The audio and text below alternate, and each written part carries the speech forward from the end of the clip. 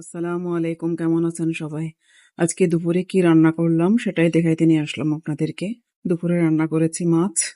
প্রথমে দেখাচ্ছি কয়েকটা ঢেঁড়স দিয়েছি, আমার ভালোই লাগে। এরপরে দেখাচ্ছি পাতলা ডাল। ডাল রান্না করেছি কারণ ভাজি করেছি এই জন্য। ভাজির সাথে বা ভর্তা এর সাথে ডাল রান্না করলে, ডাল থাকলে ভালোই লাগে। পাতলা ডালের সাথে ঢেঁড়স ভাজি, আলু দিয়ে ঢেঁড়স ভাজি রান্না করেছি।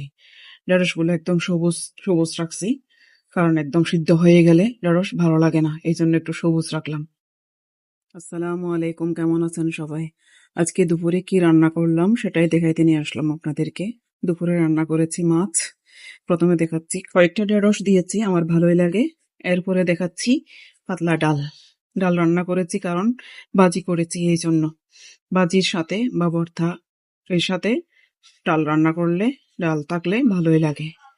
পাতলা ডালের সাথে ঢেঁড়স ভাজি, আলু দিয়ে ঢেঁড়স ভাজি রান্না করেছি।